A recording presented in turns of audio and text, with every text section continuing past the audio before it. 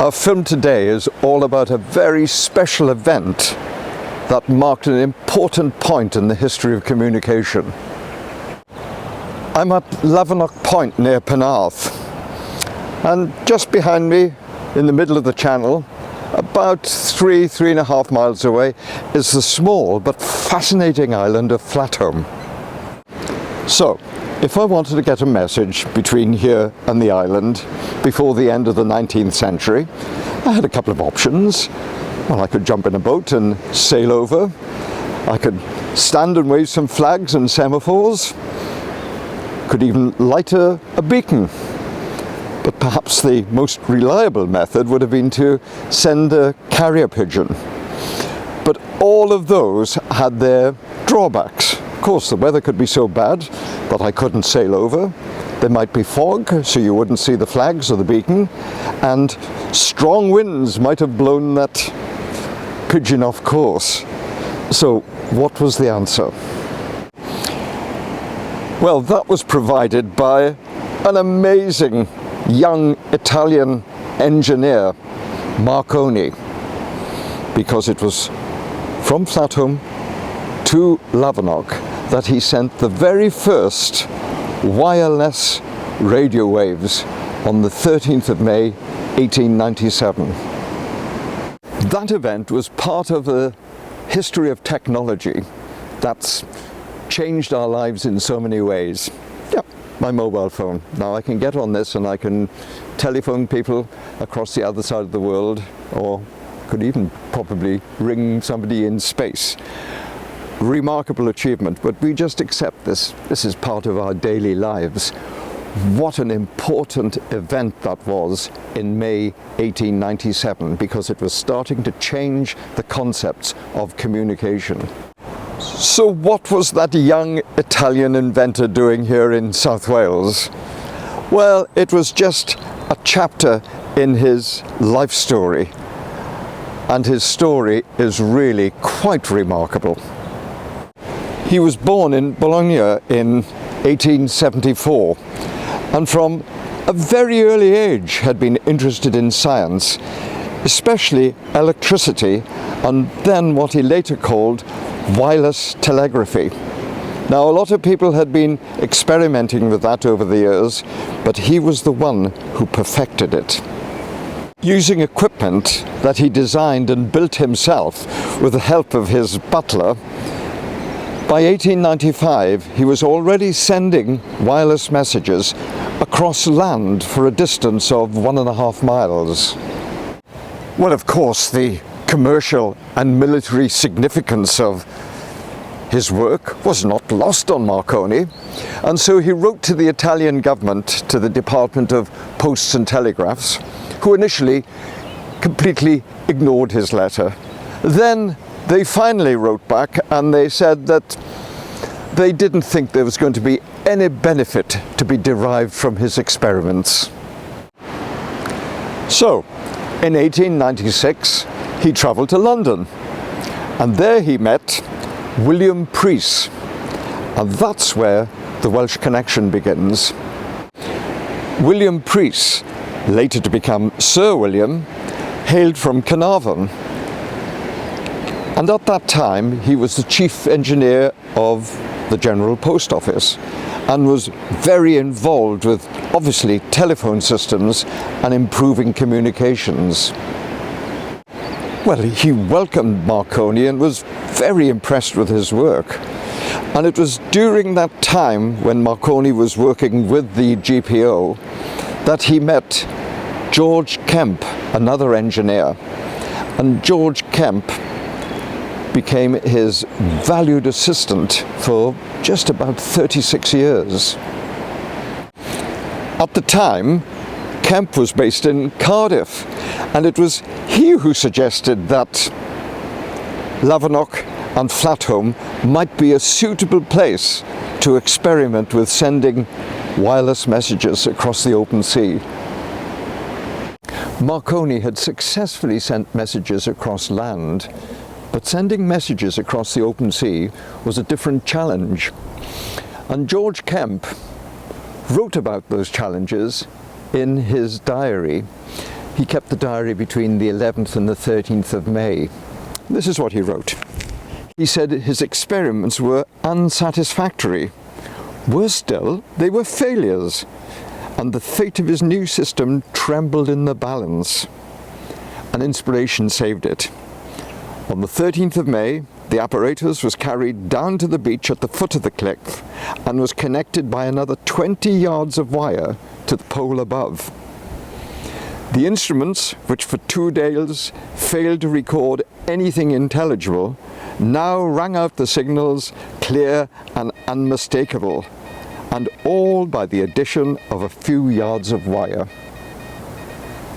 They tested their equipment thoroughly over the next few days, and such was their success that they then decided to relocate the aerial from Flatham across to Breen Point in England, and now they were transmitting across a distance of just about 10 miles. But Marconi's Welsh connection didn't end there, because in 1913 he established the first long-wave transmitting station at Cefn near Caernarfon, along with a receiving station at Tywyn. That was altogether a much bigger and much more technically advanced transmitting system compared to those flimsy aerials of some 16 years previously.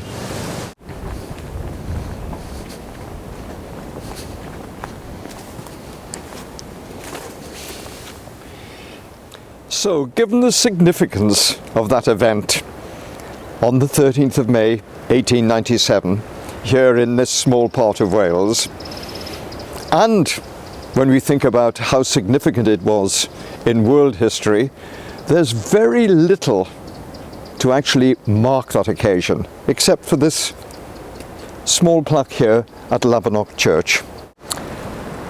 So when we were doing the research for this film, obviously I went on to the internet, a lot of stuff online, read a lot of books about Marconi, but I realized that I've only scratched the surface of the story of that fascinating man and his incredible history. But there's one chap who knows so much about his life and his inventions. So it's a particular privilege to be here today with Glyn Jones, who's a member of the Barry Amateur Radio Society and really is an enthusiast on Marconi. So Glyn, I've often wondered what it must have been like for Marconi on that very, very auspicious day. In a word, terrifying. Because he's a young man, 22 years of age, full of his own self-convictions and pride in what he's done. He's worked a long, long time developing this against everybody said, rubbish, it don't work, you're going the wrong way, what do you know about it? All those kind of brickbats at him, but he just stuck with it because he knew, he had this inner belief that he was right. He believed in electromagnetic radiation. The rest of the world was on electromagnetic induction. So this young man went to Lavernock Point in South Wales, and he was surrounded by incredibly important, intelligent people. There was a spy. There was a man called Professor Slavesby. A spy? Yes, a German spy. If you want to hide something, put it in the open. So Professor Slavesby, a German, was very helpful, very kind, very considerate and chatting to Marconi and helping him. But all the time he was looking and sniffing and spying, what spies do, and taking notes. And he had to report back to Kaiser Wilhelm, Kaiser Billy of the First World War. So what actually happened on that day? Right, on that day, with all these people spying on him and looking for him and putting him down, because, one of the gentlemen said, which was Lord Calvin, I'd rather put a small boy on a fast horse to deliver a message to Bristol, because that will never. Another guy said, what a stupid idea, because electricity is going to come out of that area, go into the Bristol Channel with the fastest current around, and it'll be washed away. That's a load of rubbish. It'll never work. And people like that. And so poor old Marconi was really getting upset. Now, George Kemp was on the island. He could see the flags, he could see the lighthouse, he could see the island, which was just over 3.5 miles away in old money. But you couldn't hear anything. They couldn't shout at anybody. They had no means of communication. So they sat there all listening, and because it Lavenot Point, it was just a receiver, and it printed out short dashes and long dashes. It wasn't the sound of Morse code, but you'd have the sound of the chatter of the printing of the tape machine. And then nothing happened. Just the squawk of the herringback gulls and the blackback gulls and the crashing of the waves.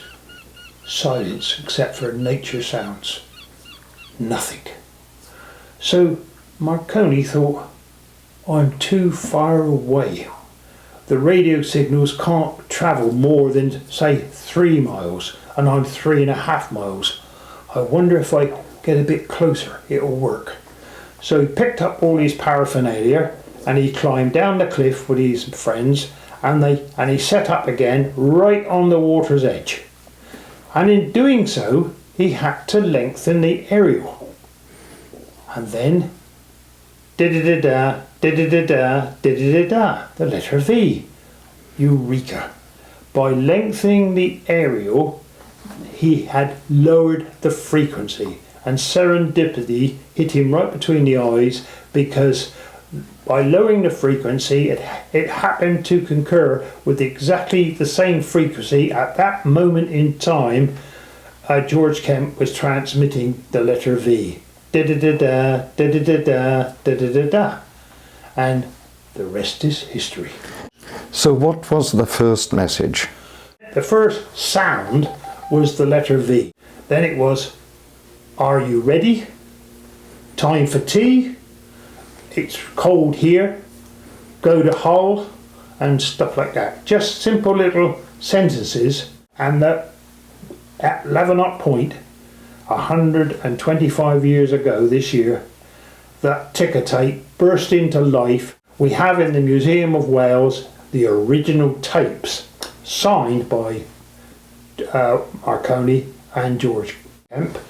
And then what he did next, which is to me amazing, this is people don't take the enormity of it, he joined up 2 nations.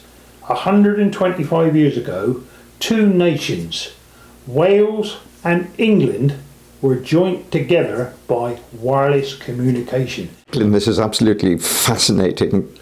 But what is it about Marconi that's interested you, and how long have you been researching him?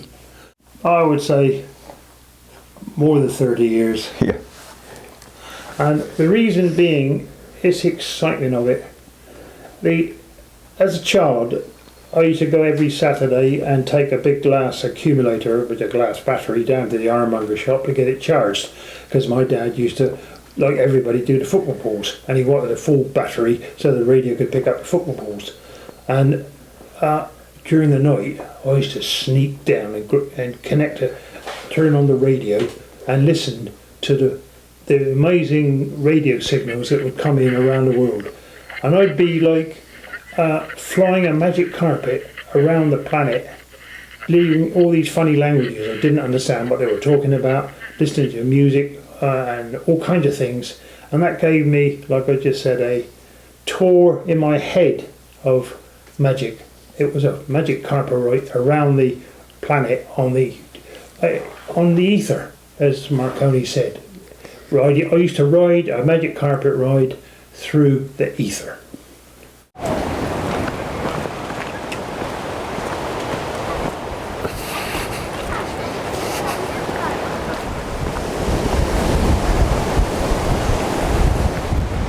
Glyn is such a wonderful enthusiast, and it's rather inspired me to come down to this very beach where that remarkable event took place.